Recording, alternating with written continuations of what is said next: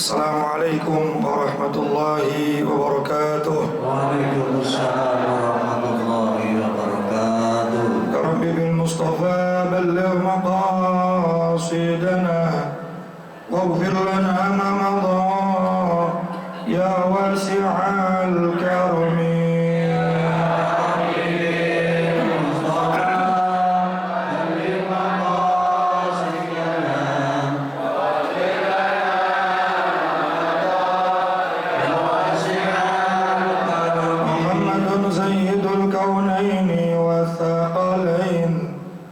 والفريقين من عرب ومن عجم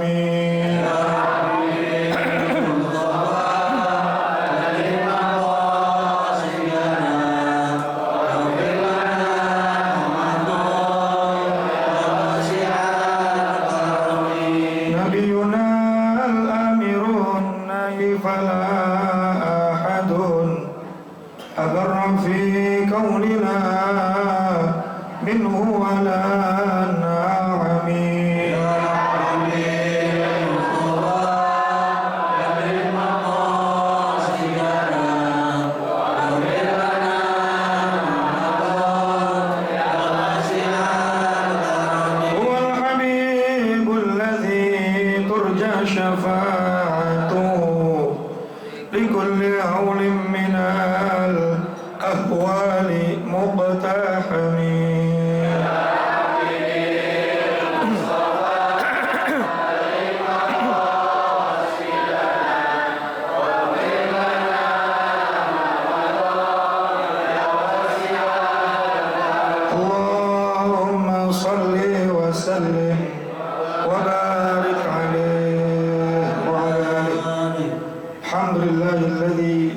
تعليمنا تعليما مباركا في طول حياتنا وجعله سببا لحسن الخاتمة في آخر عمرنا. اللهم صل وسلم وبارك على طه محمد سيدنا وعلى آله وصحبه الفضلاء والكرماء. أما بعد، حضرة المكرم yang mulia, para alimul ulama, para asatidz, para tokoh dan pemuka masyarakat, bil khusus guru-guru kita, Al-Mukarram Bapak Kiai Haji Muhammad Misjan, Al-Mukarram Bapak Kiai Haji Ahmad Habibi Abdul Rashid Ramli, Al-Mukarram Bapak Kiai Haji Farah Furqan Mukarrabin Yusuf. Kita doakan beliau semua sehat afiat, panjang umur dan barokah ilmunya buat kita semua, amin. Juga ketua dan pengurus Majelis Ta'lim Ukhuwah Islamiyah Bapak Haji Basroin dan Ustaz Haji Muhammad Tahir, ketua Masjid Miftahus Salam Bapak Ustaz Ahmad Munji beserta seluruh jajaran pengurusnya dan seluruh para ketua masjid yang tergabung dalam Majelis Ta'lim Ukhuwah Islamiyah yang mohon maaf tidak bisa disebutkan satu persatu namanya, dan seluruh para jamaah, bapak-bapak, ibu-ibu dan saudara-saudaraku yang semoga semuanya dimuliakan Allah Subhanahu wa taala. Puji syukur kita panjatkan kehadirat Ilahi Rabbun Ghafur. Pagi hari ini kembali kita dapat berkumpul bersama, bertemu muka, bermusafahah, berkait hati, bersambung rasa dalam majelis rutin kita setiap hari Ahad. Dan alhamdulillah kita semua dalam keadaan sehat afiat dan panjang umur.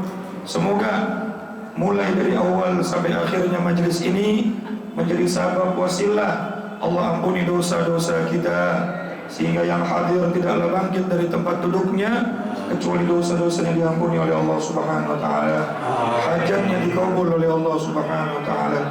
Amin Allahumma ya rabbal alamin. Tanpa berpanjang kalam, mari sama kita mulai dengan membaca Quran surat Al-Fatihah. Mudah-mudahan Allah berikan kita ilmu manfaat, maslahat, ilmu yang bisa membuat hidup kita selamat dunia sampai akhirat. Ala hadhihi niyyah wa ala kulli niyyatin salihah wa ala man nawa salafus salih wa ila hadratin nabiyil mustafa sayyidina wa habibina wa syafi'ina maulana Muhammadin sallallahu alaihi wasallam wa ala alihi wa azwajihi wa dhurriyyati wa ali baitil kiram, khususan ila ruhi muallifil kitab Sayyidul Imam Syekh Zainuddin bin Ali Al-Malibari Al-Fannani وسيد الشيخ نواوي بن عمر الجاوي المدني وأصولهم وفروعهم وذوي الحقوق عليهم أجمعين أن الله يعمد درجاتهم في الجنة ويعيد علينا من بركاتهم وأسرارهم وأنوارهم وعلومهم ونفحاتهم في الدين والدنيا والآخرة وإلى أرواح والدينا وآبائنا وجميع المسلمين والمؤمنين الأحياء منهم وإلى حضرة النبي الفاتحة.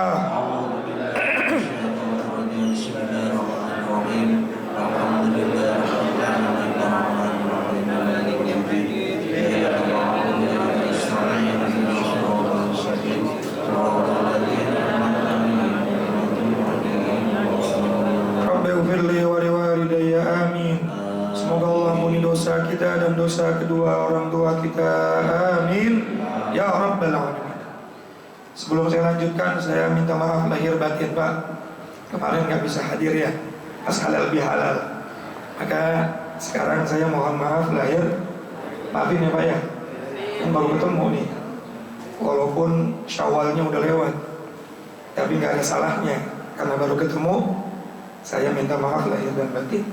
Kemarin waktu di Nurussalam, alhamdulillah bertepatan dengan istri saya melahirkan ya, putra pertama, anak kedua. Alhamdulillah. Kita lanjutin pembahasan kitab kita sampai halaman berapa? 8, 7 apa? Cabang ke-7. Bismillahirrahmanirrahim. Qala al-musannif rahimahullahu ta'ala wa nafa'na bi'ulumihi wa amadna bi asrari fid dharaini amin. Wa syu'batu sabi'atu, adapun cabang iman yang ke-7, al-imanu adalah iman bil qadri, dengan takdirnya Allah atau qadarnya Allah.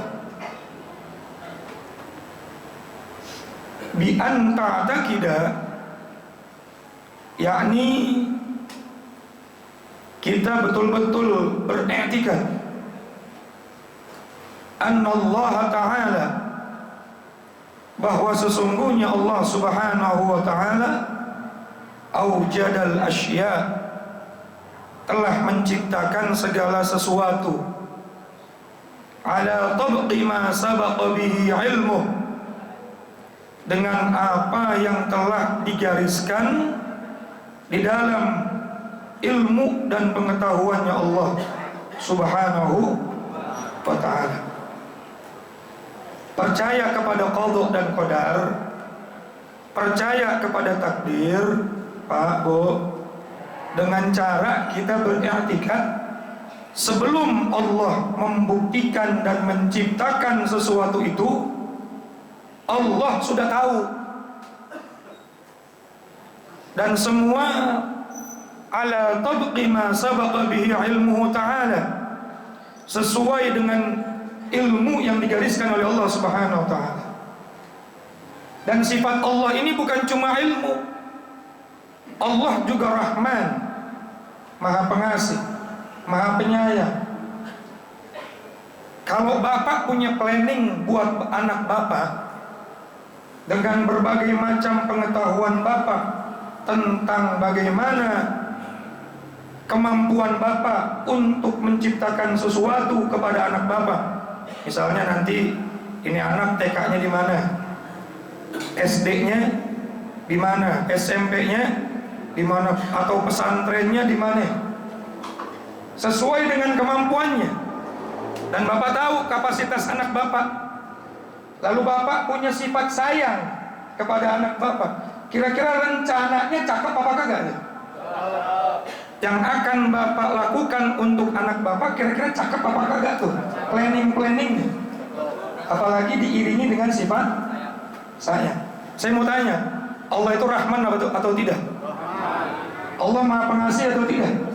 Lalu Allah punya rencana buat kehidupan kita, dan Allah Maha tahu kemampuan kita, Allah Maha tahu ukuran kita, Allah Maha tahu segala macam sumber daya kita.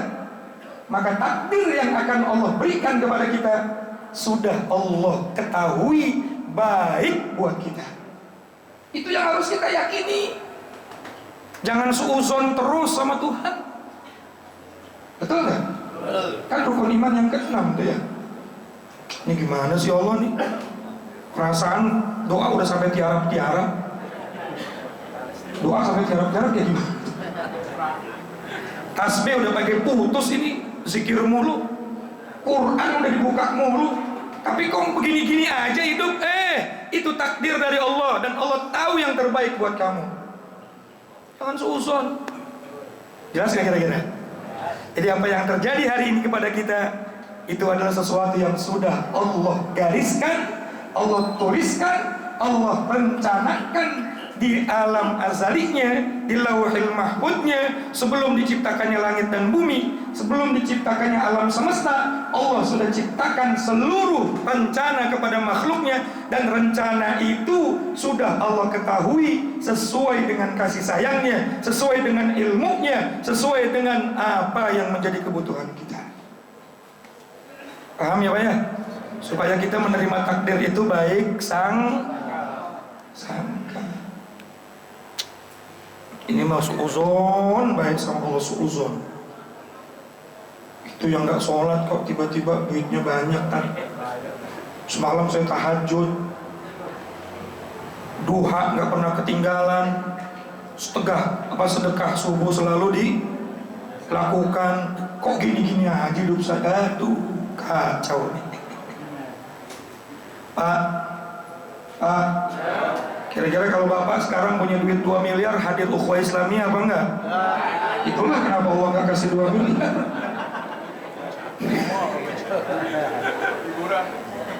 Yang ada, minggu ini kita kemana? Minggu depan kemana lagi? Betul nggak? Kalau orang nggak punya duit kan besok makan apa? Tapi kalau orang punya duit, besok makan siapa? Makan di mana? Allah sayang sama kita. Daripada segala sesuatu yang kita pengen Allah kasih, tapi akan menipu dirinya. Sanastadrijuhum min haitsu la ya'lamun, menjadi istidraj buat dirinya. Akhirnya hidup kita penuh dengan kemaksiatan, tambah sombong. Orang nggak punya duit aja sombong, apalagi punya duit. Jalannya tambah nggak napak tanah tuh. Akhirnya Allah kasih ya sekedarnya aja. Yang penting masih mau sholat subuh jamaah. Betul nggak? Ada cerita Pak. Ada tukang tempe yang ceritain guru saya nih. Jangan tanya hadisnya gimana. Ini tukang tempe tiap hari dia kalau mau jualan ke pasar.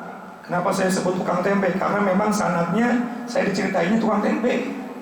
Kalau saya bilang tukang jengkol nanti udah berubah tuh sanad tuh. Riwayatnya memang ceritanya apa? Tukang tempe. Itu memang pengalaman pribadi dia di kampungnya dia, di kampung guru saya.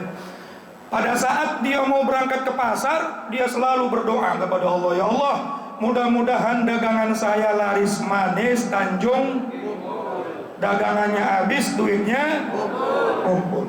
Sebelum berangkat sholat duha dulu. Lewat yang namanya musola, dia masukin sedekah walau karena cebanan, walaupun cuma ceban. Alhamdulillah tiap hari berkah, dagangannya selalu habis. Hari itu biasanya sholat duhanya cuma 2 rakaat, dia tambahin 4 rakaat. Biasanya habis duha cuma doa Allahumma in kana rizqi bis samai fa anzilhu, dia tambahin baca Waqiah 3 kali. Biasanya sedekah cuma ceban, dia tambahin gocap, Pak. Mungkin lagi banyak duit. Seperti biasa doanya, mudah-mudahan hari ini penuh dengan keberkahan, dagangannya laris, duitnya ngumpul.